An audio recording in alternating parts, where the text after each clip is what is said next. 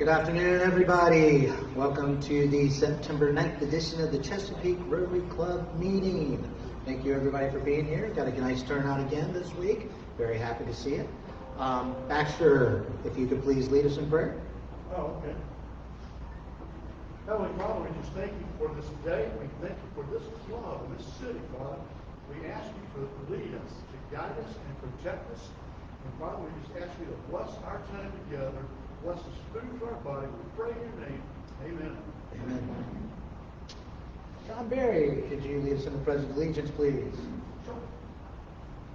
Pledge allegiance to the flag of the United States of America and to the republic for which it stands, one nation, under God, indivisible, with liberty and justice for all.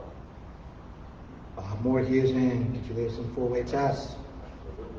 Four-way test. First, is it true? Second, is it fair to all concerned? Third, will it build goodwill and better friendships? Fourth, will it be beneficial to all concerned? All right. Thank you very much. You be seated.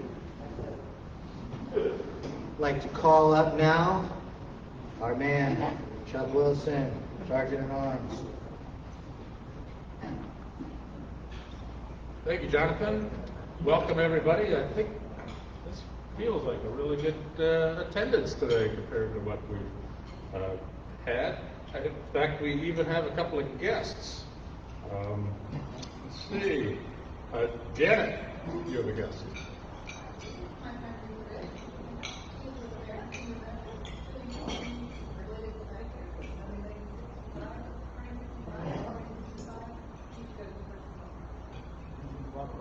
Welcome. There might be a few old folks here all ready to talk to you. John, you have a guest. Yep, this is my daughter Caitlin. She's visiting from Minneapolis. She's a compliance manager at Prime Therapeutics. Prime Therapeutics. Sorry. So welcome. We have a theme going today. Yeah, really, exactly. Okay, any happy bucks here today? Happy. Yes. All right. This better be big bucks here. Well, I'm Mikey. proud to announce my oldest daughter.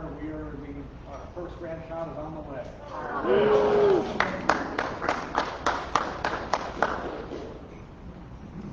Anyone else? All right. Turn it back to the president. All right, thank you very much, Chuck. I do have some very, very sad news to announce. For those of you who do not know, please keep Sue Ann in your thoughts and prayers. She lost her oldest son this weekend. We do not know all the details involved, but apparently he had passed out behind the wheel of a car due to some form of medical condition. And this happened on Saturday. We do not have any funeral arrangements or anything as of yet. I believe they're performing some tests on him to determine what health condition he had or something along those lines. So I'm getting everything I can through Doug at this point, but we don't have any arrangements, so I'll certainly pass that on to the club as soon as I find out anything. But please keep her in your thoughts and prayers. With that being said, it's a pretty bad segue. However, if I could get Donna and Debbie to come up here and introduce our guest speaker for the day. Don't worry, my friends.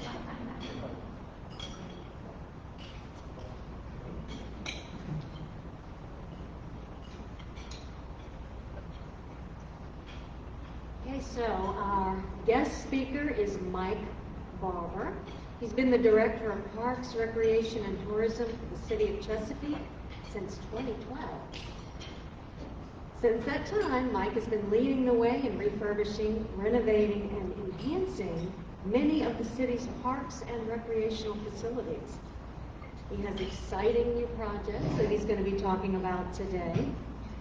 And also, I don't know if anyone knows this, but the Chesapeake Conference Center The Tourism Division and Chesapeake's first official visitor center have become part of the department during Mike's tenure. Mike holds a Bachelor of Science degree in Physical Education from Virginia Tech and a Master of Science degree in Physical Education Recreation. Leisure Service Administration from Old Dominion University. That's a mouthful. So, and then Debbie, you want to say a few words? I would, thank you. I'll let Donna tell you a little bit about Mike, and most of you know me pretty well, and you know it's hard to get many compliments out of me. So, Donna was a good cop, and I'm the bad cop, I guess, but before I do that, and I know Brent will appreciate this, I've been involved in the city's government for almost 25 years. So when I stand to tell you that of the outstanding people that have come through and worked for the citizens of Chesapeake, no one stands taller than Mike. He is a remarkable person.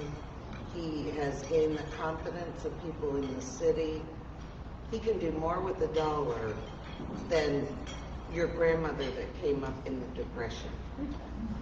He's been a wonderful gift to this city, and I truly don't know what we would do without him.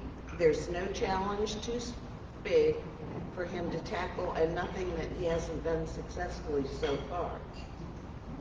However, the poor guy has one flaw, and it would be unfair of me to have him come to speak to you without saying that as a graduate of Virginia Tech, he's fortunate to have a brother who teaches at the university. And I can promise you, after every athletic event that goes on between these two schools, Mike and I hear from each other. Those are the text messages that we delete. So I wanted to get a chance because we won't be speaking probably in 10 days for one reason or another, right? I think you won't be speaking. See, this is what I put up. He's a great person for the city of Chesapeake, but I do want you all to know, can't get that boy away from Hokieville. Mike?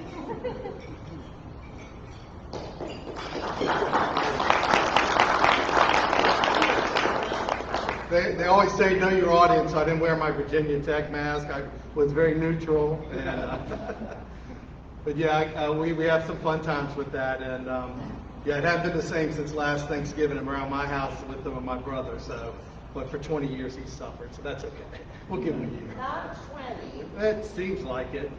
Not let me get away with that. It's 19 out of 20. But that's okay. All right, we want to talk a little bit about some of our major changes coming to our parks. And it's been a couple of years since I've had the opportunity to come talk to y'all, and we've really made some great progress throughout that time. And the one thing I got to say is we've been fortunate because in 2012, we're going through some tough financial times, and there was zero capital monies available for parks and recreation. So we had a lot of equipment, a lot of supplies, a lot of amenities, and we worked very closely with the schools, and the schools had a lot as well, that we were able to put together a plan, set our priorities. And you know, it felt at first like a very difficult task to look at playgrounds throughout the city, to look at athletic lights throughout the city, to look at just some of our park amenities, to look at some of our ball fields, to look at some of our community centers, and how we would prioritize those. And when you're looking at having 70 plus parks, when we've got 8 full service but very small community centers, when you've got over 110 athletic fields, including schools and park sites, well, where do you begin? And so when we started, everybody kind of felt like, you know what, we're going to just be able to knock out maybe 1 or 2 a year. But we said, at least that's a start. So we got in there and we said, if we could set up a program just with tennis court resurfacing, if we could set up a program with playground replacement, over a few years, we come up to different grants. We've had some community block money that came available that we were able to utilize, some open space money that came in. So the next thing you know, we've knocked out all the tennis courts in the city now except for one high school. And now we've got them on a renovated schedule that every 4 to 6 years, all of them are going to be redone again, which basically that means 25% of the price to resurface those will be spent compared to what you would be spending if you waited. Some of these places were 15, 20 years and being redone. Playgrounds, we've now gotten to, we've worked with the schools and developed a nice memorandum of understanding on, and one of the places that's really benefited has been at playgrounds. We've now done 16 playgrounds over the last 5 or 6 years of the elementary schools. And what's helped with that, they become community playgrounds when school's not open. But when school's open, the benefit from some of the wooden and metal playgrounds that they used to have now been replaced with more safety conscious, more durable, more maintenance free, and the surface of the playgrounds and all is now on a maintenance schedule. So, little things that just start adding up really quick. The nice thing is, about 2 years ago was where we finally got to the part where we had fixed up a lot of things and made a pretty big dent across the board and a lot of the different amenities. And then for the first time, we started talking about what are some new projects that we can do? What are some new parks we can develop, or what's some of the major renovations that we can do? And fortunately, council had great insight, and we had a pretty good plan that we were able to fund some of these exciting new things that we've got going on. So a few of these we wanted to just go over today and let you know what was going on with those. All of them are now in progress, and we're very excited with the prospects and the different diversity. The one thing that's really great about the city of Chesapeake, and I will say during the last 6 months, we've all come to know it so well, is we have some of the most unique parks and opportunities here in this city, all within the radius of our city, that most cities, they have 1 or 2 different types of parks. We've got very passive parks, very active parks, very environmentally friendly parks. We've got parks that are very much in nature. We've got campsites. We've got unique waterways.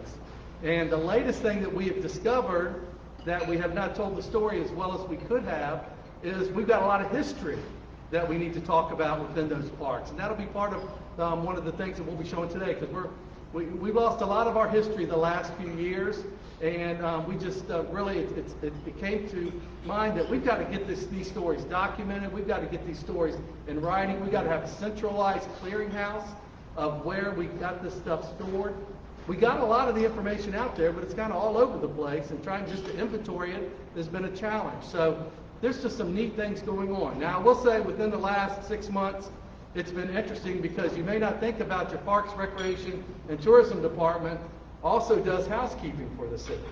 So all of the courthouses, all the city halls, all the rec centers, all of that is through the housekeeping division, which is under Parks, Recreation, and Tourism. That's been a great learning experience for everything that we've had to do in the high-touch areas and the sanitizing and the cleaning, having the conference center here, just a lot of the things that you all have seen that we've had to do here. But we've had to do that throughout the city and making it a little bit safer, a little bit cleaner, a little bit more where everybody's a lot more comfortable coming. So housekeeping has been really an interesting part and a big emphasis of everything that we've been doing over the past 6 months. But we haven't stopped fixing up the parks. And I think during the last 6 months we found how integral and how important parks are. We're one of the only cities that kept our parks open throughout everything that went on. Some of the amenities closed down, playgrounds, ball fields, some of those closed down for a while until we got to phase 1. But our parks stayed open because our leadership thought it was very important that the trails, the outdoors, the open space, people had to go somewhere and just get out and do exercise. I got one of my advisory board members here, Mike Koss, who is one of our best cyclists, and I think his wife's doing the Boston Marathon virtual. And so he's one of those that's out there on the trails a lot. And I know we've just heard a lot from a lot of our people have just said thank you for keeping those trails and keeping those parks open just to give us a few minutes to get outside. And I will tell you, the behavior and the respect people had for one another and physical distancing was just superb. We really did not have a lot of issues with people going out there and really misbehaving. We had some areas, you know, like basketball courts that people started to congregate at. We had to take down some goals here and there, take down the tennis nets for a while. But slowly but surely, we got this back up as people learned more and became more receptive on how our new normal was going to be. And folks really did a great job in Chesapeake.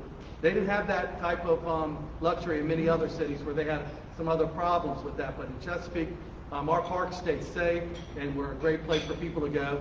And the neatest thing from a parks director's point of view is, the coolest thing about it was, so many people in Chesapeake stayed in Chesapeake and went and saw some of the things in Chesapeake they didn't know existed in Chesapeake.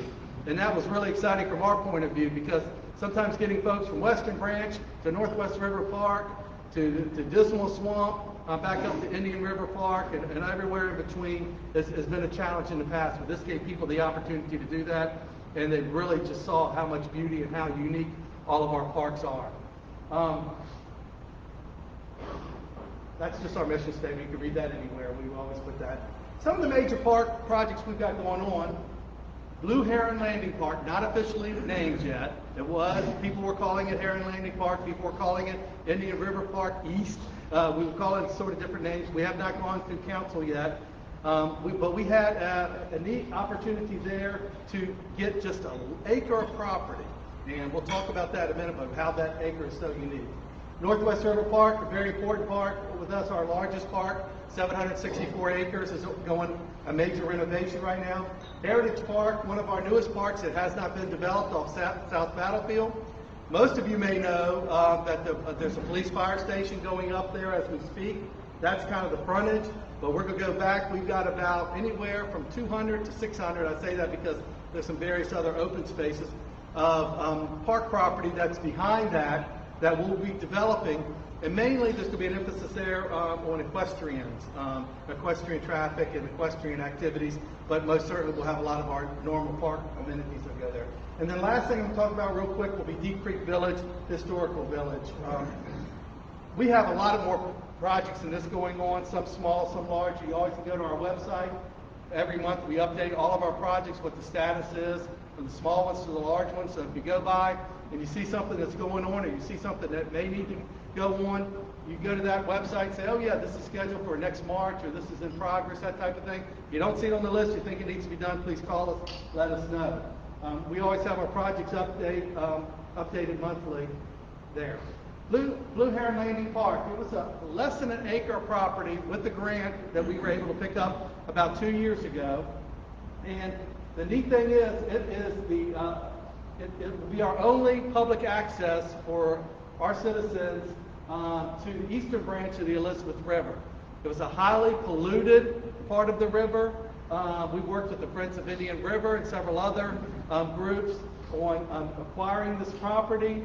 It's right next to the bridge there. As you're going over that little bridge, there's a printing shop. Now I think it's now a veterinarian shop that's there. It's a very unique property that, as you can see, it has waterfront. As in our plans there, I'll show you the conceptual plan here.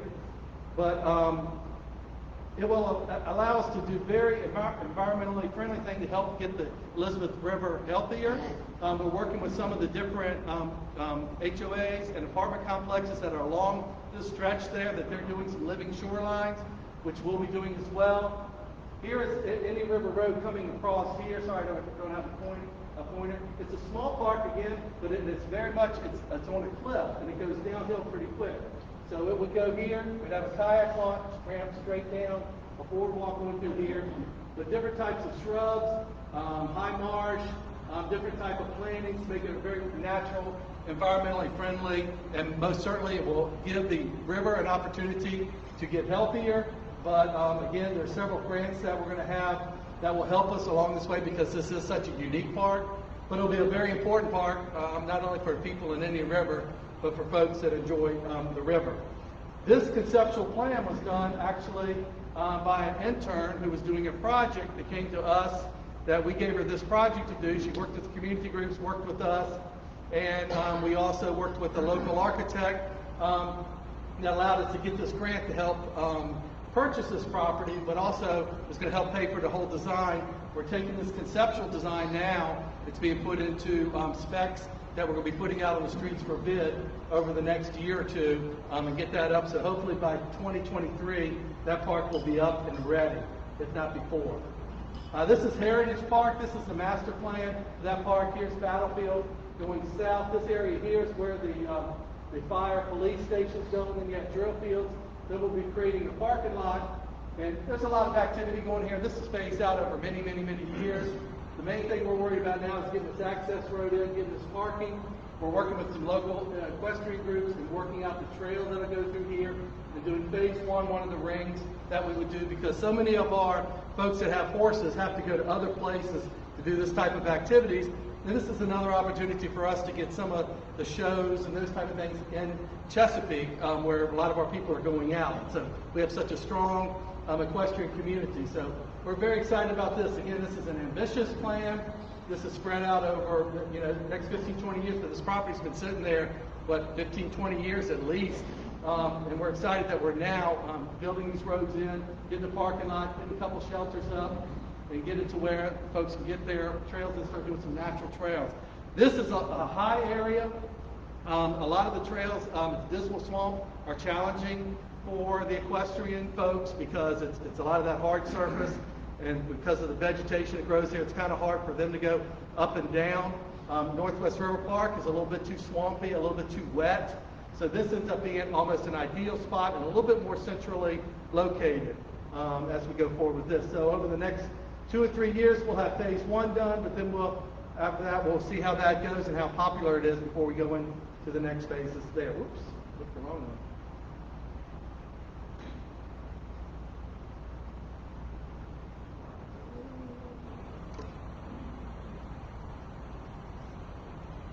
There we go.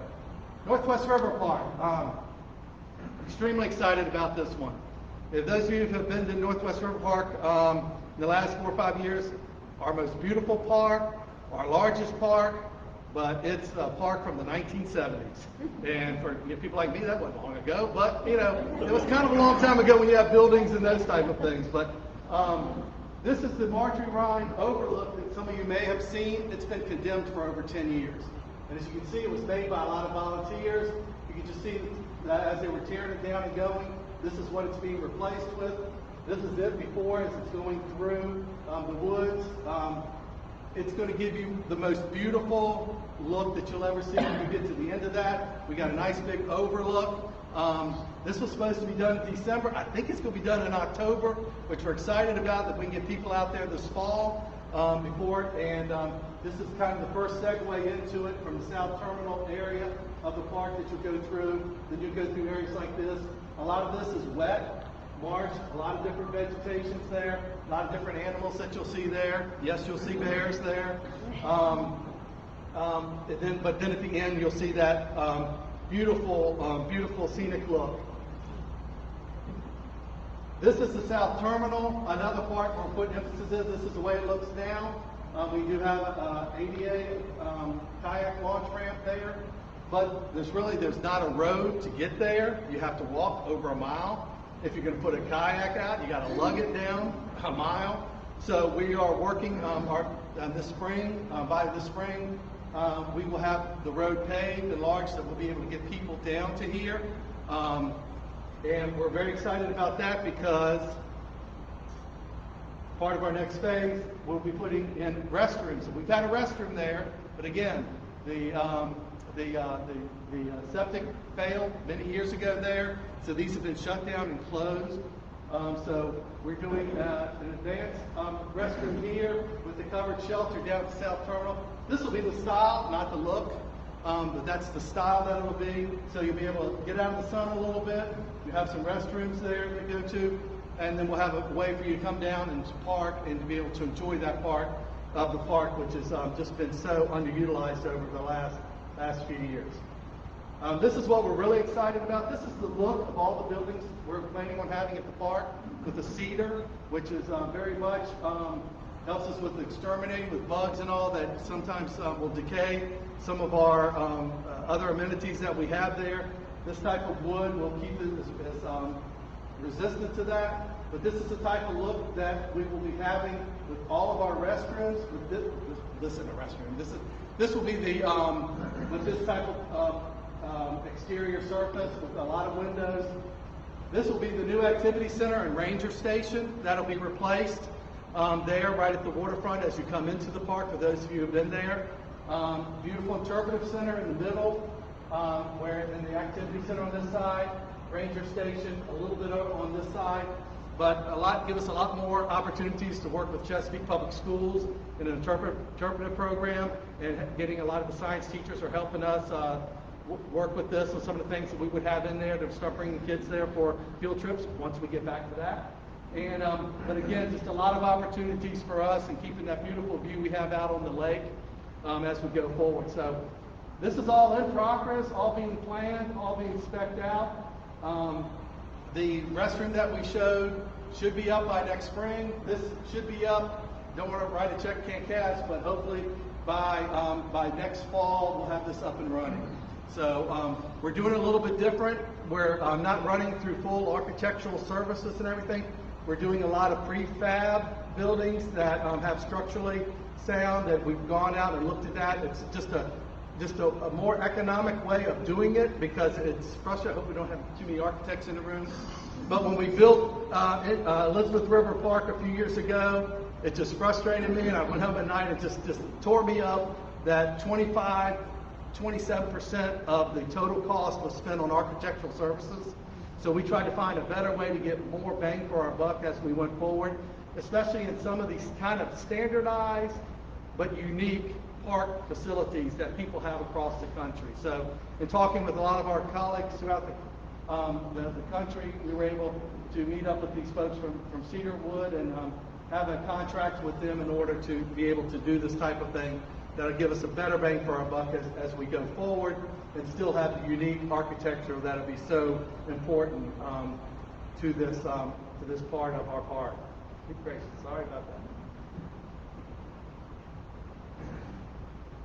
And then finally, the last little thing I want to talk about, hopefully I'm not going too long, I'm trying to talk faster now because I know your time is very important. In talking about the history of the city, we started talking about, we had Cornland School that we had a facility, but we had really no place for it to stay long term. We have some other historical things, the superintendent's house that's been sitting there for a few years, quite a few years, not being touched, and it is going downhill very quickly. So we tried to come up with a plan, and I think we came up, we've got this 12 acres off Glencoe Street, which is right kind of in the center where we have so much history that we never really told about Deep Creek and Wollaston and the superintendent's house and the Dismal Swamp. And really, it's something a little bit for everyone on how diverse some of the different activities were. So we came up with,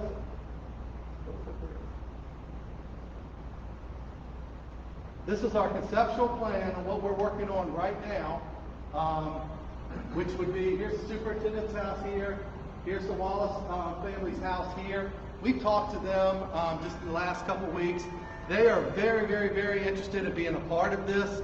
They've got so many artifacts, so many things that they've never really made public that they're going to give us the opportunity to replicate, or they would donate to the city down the road. But they're an important part of this. But this would give us, off Glencoe Street, parking lot here, a visitor center here, which would be replicate the old post office and general store. We'd have a warehouse, farmhouse replica there.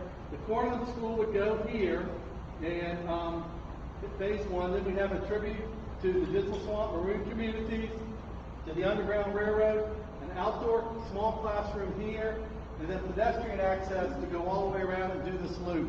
There's so much history we can tell here of what had happened, what could happen, and just really interesting part. Now, the first part of this is we're doing the geotech work as we speak now in this area to see the best places that we can place this. This was conceptual. But moving the Cornland School from Benefit Road to here is going to be a challenge. The Cornland School Foundation has donated the facility to the city, and then the city will then be moving it to this permanent location. And what we got to make sure that we've got, I think, 67 intersections that have got wires and all that we have to move that building through. So it's going to be really critical. One of the ways you can do it is actually pick it up by a helicopter, take it, put it down. Don't think we want to do that. But other places have done it. A place in Maryland just did that. I think what we're going to do, because we think we're going to have some structural issues with the Cornland School, is take the roof off and basically be able to do some work on the roof to make it more stable, and then take it in 2 sections and take it down Benefit Road to its final resting spot here, reassemble it back, and then start the renovation of it after that. So the first thing is that we got to get this part right with the flood zones, and well, not flood zones, but how the water will run, and how we will set it up, and where actually we would put the Cornland School on this site, and have it prepared, because we don't want to move this thing 2 or 3 times. You don't want to put it here and then get the site ready to move it over here, because these things, you don't know what's going to happen when you move them.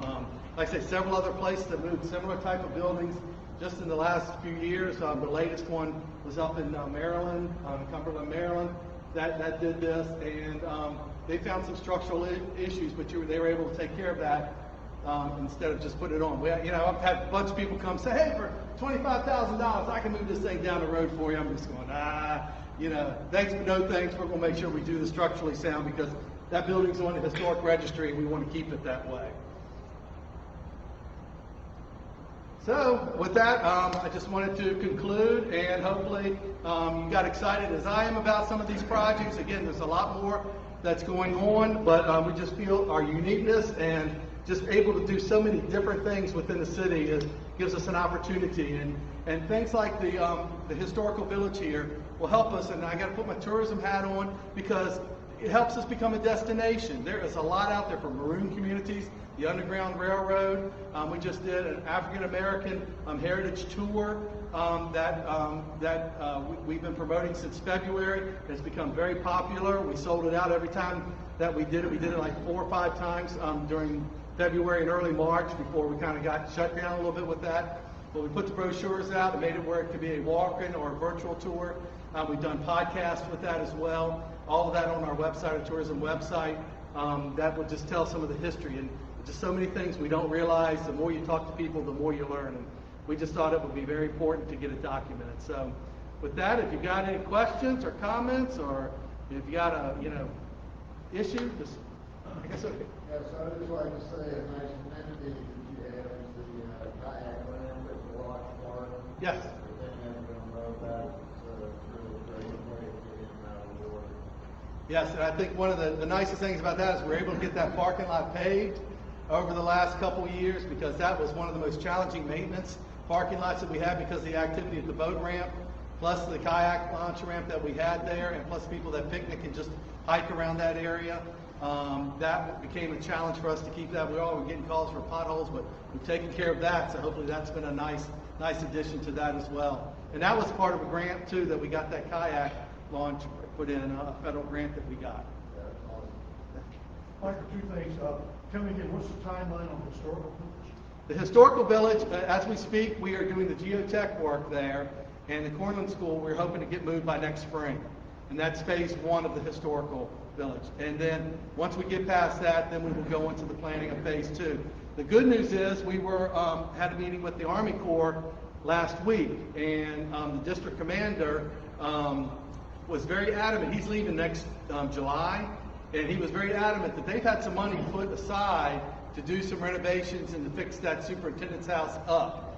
And he basically told his staff in front of all of us, city staff and his staff, you know what, we've been talking about this for a long time. The city has now made this commitment that you're doing this or going forward. I want that thing fixed up before I leave. So we said, okay, good. Now, I don't know how much money they have, because they never told us that. And I guess that'll be how much fixing up they actually do. But his goal was, he said, we want to get it fixed up, and then we want to get it to where we can donate that to the city to be a part of this, which would be great for us, especially if they fix it up first. And one other off-the-wall question. Oak Park. Oak Grove Lake Park? I mean, I love that place. Has it ever been looked at as a possibility for making it a swimming lake? Yes, we've talked about that a lot. I will tell you, it's a challenge because of it being the borrow pit that it is. It gets real deep real quick. It's a nice sandy surface. We have, the risk manager always gets at odds even when we kind of do activities out there, but we make sure that we have a lot of, in order to open that up, we have to have staffing there all the time, and we'd have to put out an area that people would only be able to go into outside of kayaking, but to do some wading or swimming. That's a very expensive proposition. It is in our capital improvement plan to put a shack out there to start doing kayak rentals there in 2 years. But our biggest problem there is parking. And we are basically overflow parking now. And we try to get some extra parking there as it is. We've squeezed in some spots. We want to do another 30-spot parking. We've actually been talking about this for 2 or 3 years. But there's a lot of environmentally sensitive areas and wet areas. So it's kind of driven that price up. So first thing we have to do is get the parking straight, get the shack built, and then we'll have to deal with the operational cost. We do have a contractor that was interested in working with us, and then where it wouldn't be any outlay for the city, but they would then give us a portion of the proceeds back to run that kayak service there. That's something that we're looking at in the future as a possibility, so it wouldn't be the gamble on the city's part. Yes, sir. Yeah, a couple of years ago, I reached out to you about the Arboretum and the bridges. Awesome. I know that was pretty expensive, is what I understand. So thank you to the city council for that too. Just also about walking. I mean, the bridge systems and everything is really bad in areas. How do you choose projects like that as it relates to money and need? Well, our first priority there was to replace all of those bridges, and there are 11 bridges in there. We just got number 11 done about 2 or 3 months ago, so we're so happy that was done. We now have ordered, as you notice, the philosophy's always been there in the past. As things fall, you kind of keep them there and line things, but what's happened is made it kind of junky, especially in the areas where people walk.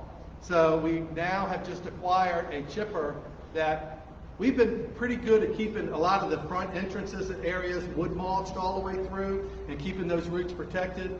But as we get deeper in, we have not had the equipment to be able to get back through there.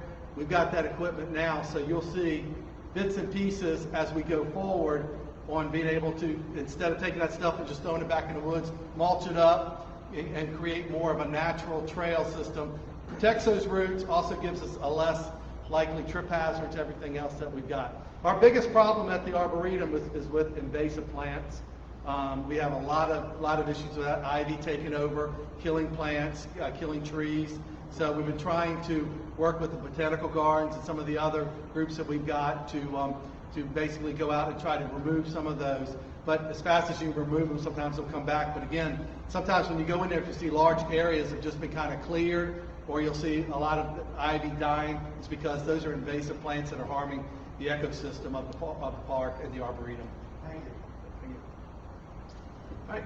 Well, thank you very much for the opportunity. Anybody wants a copy, I've got some copies of this, my business card as well as that, and we're always available for you to call. Thank you so much. Thank you. Thank you very much, Mike. We appreciate all your hard work in keeping the city beautiful and entertaining to us all. A couple of quick instructions before we go. There is a art festival or spring art festival meeting scheduled for next Wednesday at 5 p.m. at Big Uglies.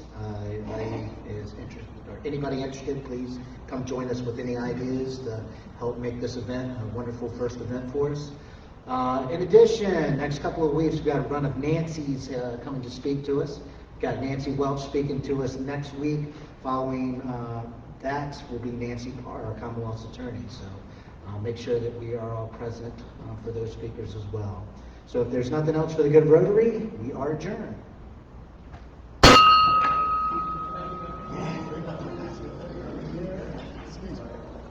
I saw it.